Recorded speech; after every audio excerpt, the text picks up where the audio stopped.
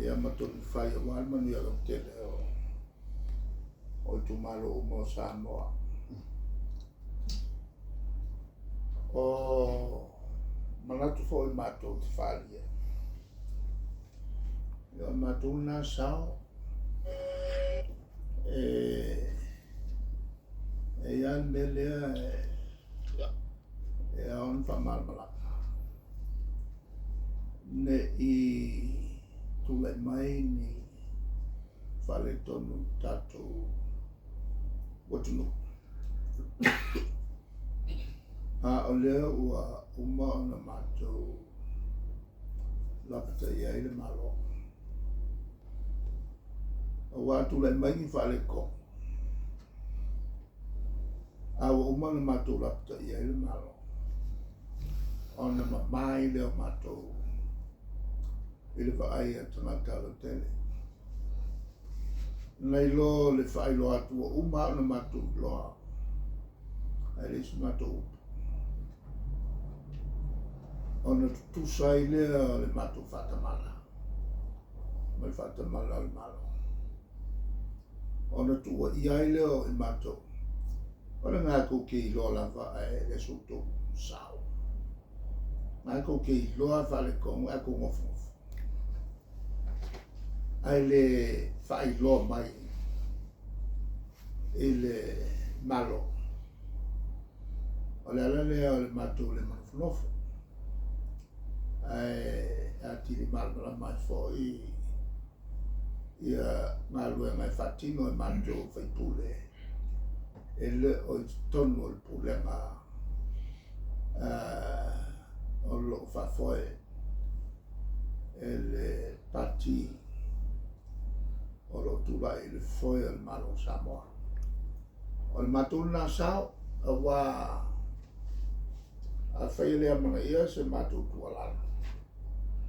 E a whai na uma tato au fie koe matou whanau. O le ala lea e matou te lena nai nai se mea o le matou se a wā o le natuko leo tangata o le se. Por si se fo il malo. O lo fa fuera por pati o lo fa fuera il malo. Ia. E tawa o fa sumato sa. Ia. O se fa mtalanga na fa manino ai. Ia le role le opposition party. O le ave tu lalo. A fai foi vatu matou tua lalo. Pe vatu se leo malos. Ia fa maru. O pawa o leo na bai le pu. Ia e matou. A le fai matou te iloa. Ia le pese te iti foi le leo. O se mata upu e vatu le leo e maru. E fie ai le loto. Ia, e le mawhaia o na tutusa o matangata. Iei, o isi iei ta leni a whaari o la tuta o fie malu o la tu leo. A o isi. E pa ua leo. A usu fo le pese e pa ua. Ia, o tatou te le whaiti o inga. Ne alo whale atua na mai a tatou te totasi. Ala amata ia le tatou fontanga. Ai le ona la foto pe yengi mta au poto sia langa. Tatou te amata mea. Tataila wala ngoma ile ole mta apule tau afsi ia fora fiona ona o le ua fo inga mai le la se ele malo privatize pe di fa company ia public trading bodies ano se tu la fo no fata automoto waita nga se tu na le fo de lo se si la no fo Tape yola. no me o public trading bodies fo ia malo company e tai pe o le famo shipping la pa pe la fa operate fa company O se tula e iai ia company le malo. A iai fo'i ia o unanga al malo. Ele o whamatu atu e tau ave pēr malo. Mantua fo'i o mātou na matāle me lea. O pisinisi o lo whai le malo whamatu tua ngā le ngau le moa. On tultununga fo'i le le. O le nātu lo tangata e o loi me whaikele. Le whamaoni no. Le rana whamatu o tua al tu stala. O kampania le malo. Whamatu fo'i ma le vailima. Whamatu fo'i tua ma le whatupe le malo. E iai ala ia pisinisi le malo na whamatu tua. Le fo'i la na mafua le whamatu tua le fo'i le company telefonia le malo. O le il tununga fo'i le au mai la to e whai pisinisi. E tiri aku o ngā ke le whawe le atinane. Saya foi lá, mas vamos embora. Toi foi melhor malo, para mato malo. O mena lá foi Samuel Woods. Olha tudo e lunga lá tu pe fa vai. Avea lo ma company umia el hotel ia ola sea. Fam tudo tua. Ona ele matu lo kele a tangata ua tāsang mai pen whai ona la tu umia ni sea o le Samoa Airways. Wa taunu fo iai se manatu stulanga whapena. Ai a company, ai a koe ngā kiuke, ka fiofia on ele me whai o tātou tangata on whai wha business. Mai whai lo wha business ia nisi o nanga. Ele me whai e tātou tangata o na tutong. E tai pēla o le nei. E lo wha business ia le o nanga al whalma. E lo wha business ia le o nanga aonga. A le ia aonga le wha pēla.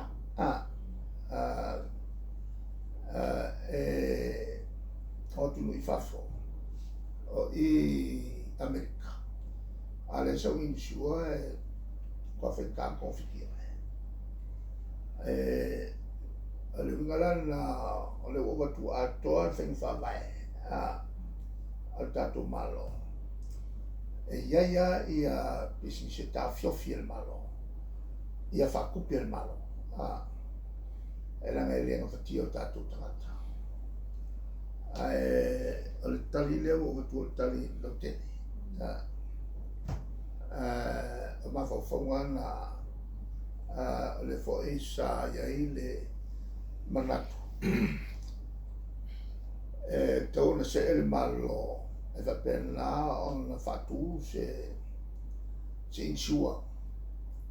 Mō tangata kongile insua kakai. Aku lai mai ni pefea. La ieri sua konginga e whalma. Ki kilo le malo whai stati le tal whenga I mo Samoa. Ola uwha man na I se tulanga lo tele. Ole mtanga runga ole a foi le vaia me business. Wa whaia si o soso. O ese mela one fight. E lo voi loa iska mai mea sa ia lo fiso tupe. Pe o fifeke. O makua ese mela one fight. Ole tagalunga sa kaunga suko o lima ko ongo kan ka whenga runga. O relo po wako e ko selau. Kasi ngam ka ngalua. Tau tilo e malo. Mo ese mela one fight. Ngal pawa la ko meo kilo penalty ma interpret ma whaira ko whai. A mera kwa fekele ia le sikaman kangaluanga kusalem kangaluanga ngaman kangaluanga lea e vaia me tawao mo meo teknika fo ile o le sengi me tawao lea le skala ma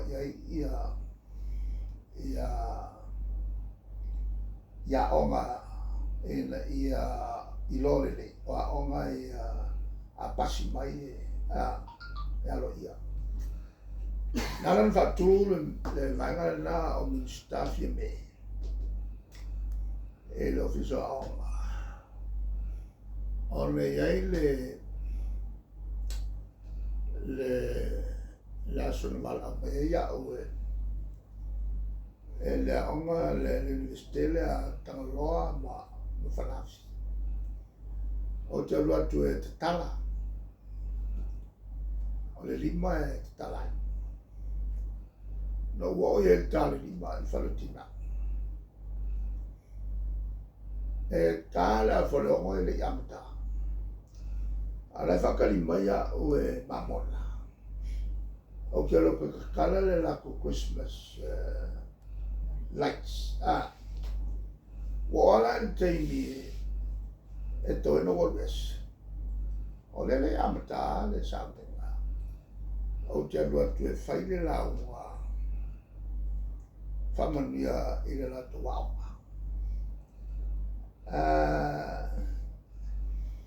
o le aonga lea e mwhaina mawailo pi e o ngai ka li pasi skusi ele pasi foi se yui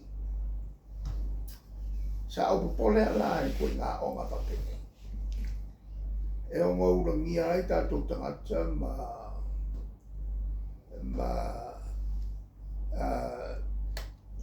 mo urangi ai e fai lo mai mo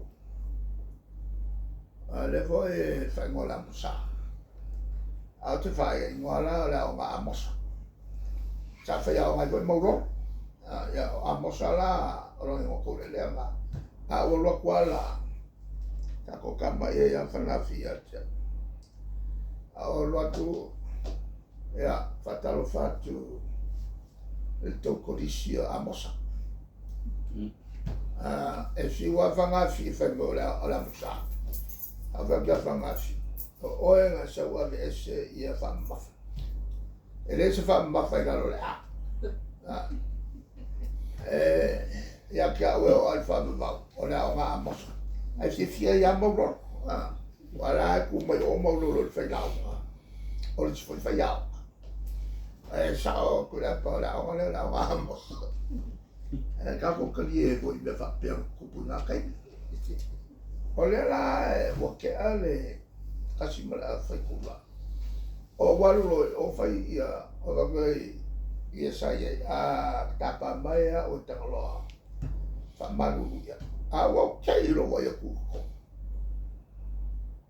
o kai kanga ka o i e whaikikiri o wala awal vanga le o koe awai o le angofo le aonga le ma ame le whai longa PhD ia lai ia ma o le PhD wa ai ma skoingo kasia o o ke